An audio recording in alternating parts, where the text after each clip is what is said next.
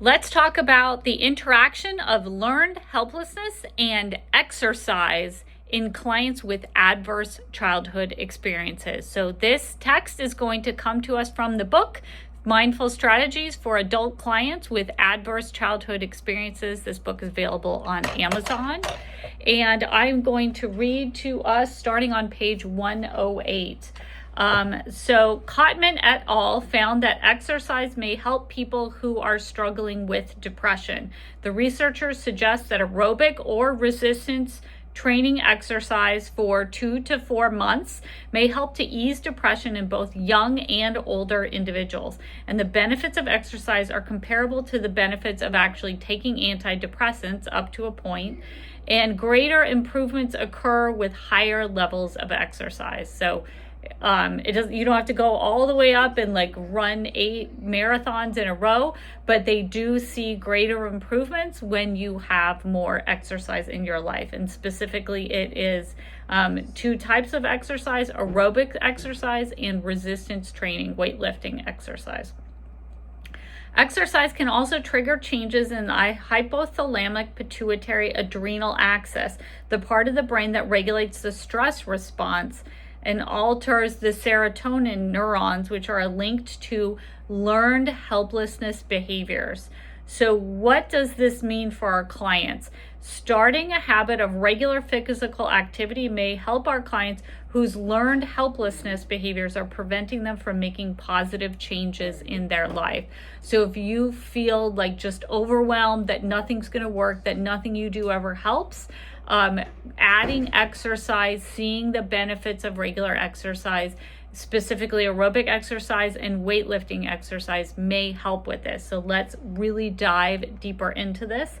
What is learned helplessness? So learned helplessness is a phrase that was coined by Dr. Martin Seligman and Dr. Stephen Mayer in 1967.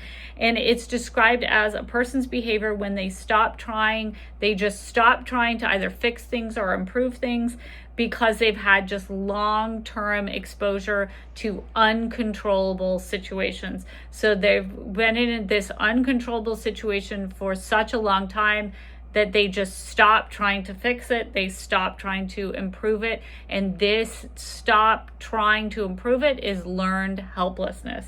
So are our clients, or are we feeling that nothing that they do matters? They're exhibiting apathy or powerlessness. So according to Greenwood et al., depression and learned helplessness are behavioral consequences of being exposed to uncontrollable, stressful events. And that may include adverse childhood experiences.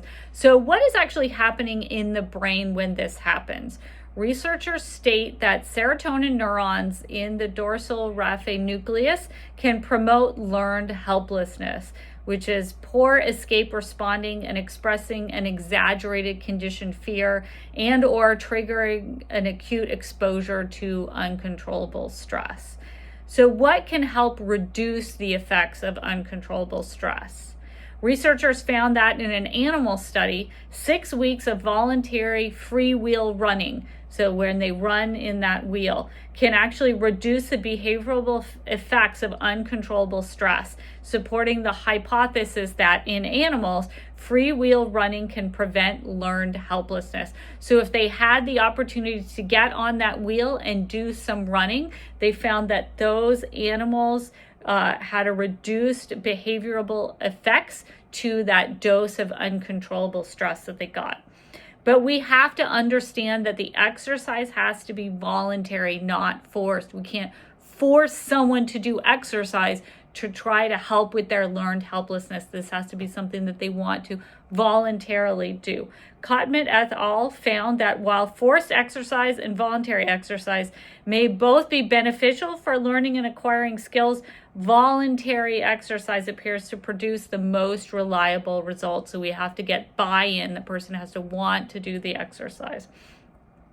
Although some studies do show improvements after 1 week of exercise, most benefits are linked to long-term exercise, and that's from 3 to 12 weeks. So the book goes on into different types of exercises that the people can do, but this is all in this book, Mindful Strategies for Adult Clients with Adverse Childhood Experiences.